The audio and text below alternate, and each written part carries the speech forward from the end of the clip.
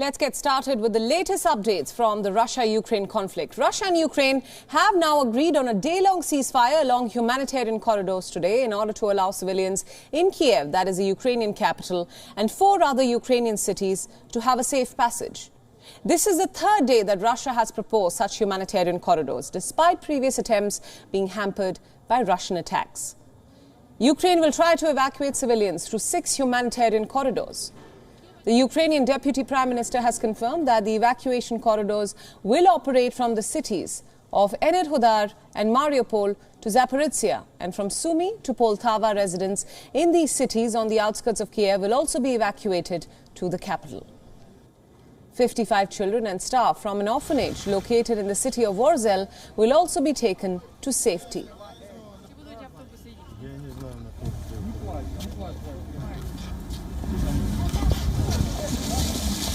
This after 5,000 civilians were evacuated from Sumy on Tuesday.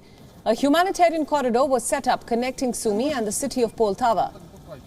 The first evacuation had 22 buses and contained more than 1,100 foreign students that will now travel onwards to Lviv by train. Sumy, which is located in the northeastern part of Ukraine, has been under heavy Russian fire for the past week. Evacuations also took place outside the capital Kiev, but attempts to evacuate about 200,000 civilians from the port town of Mariupol failed on several occasions, with both Kiev and Moscow blaming each other for the failures.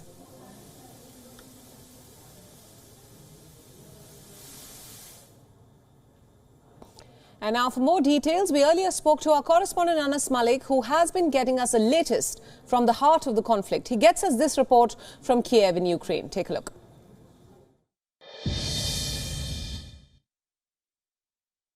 Well, today there's a relative calm. We see more and more cars out on the road. The traffic signals are functioning.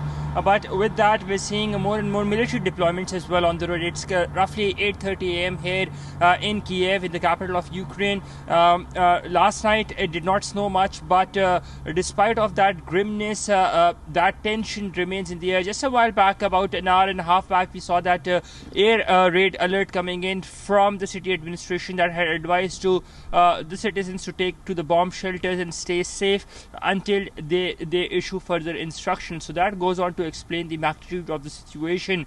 Now, as I talk to you, there's a lot of grimness and tensions in the air. A lot of people have been migrating. The railway station is currently full, and people only who have chosen to stay back are those who are either volunteers or who are here in the city of Kiev by choice.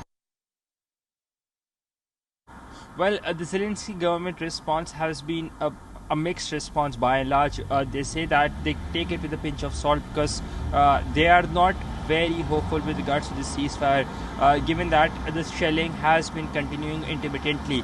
Now, onto the humanitarian crisis, more than 2 million refugees have fled the country. The country that's almost 50% of the population. About the population over here in Ukraine is estimated at about 44.13 million as per the census that was done in 2020. And as per UN estimates, more than 2 million people have left.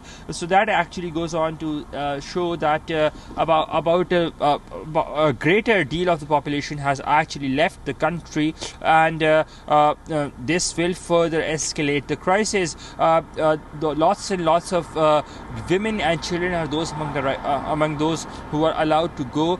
Then we're seeing the elderly as well, those who are among them. So the humanitarian crisis is existent. A lot of people are looking at these humanitarian corridors as a window of opportunity to flee to safety.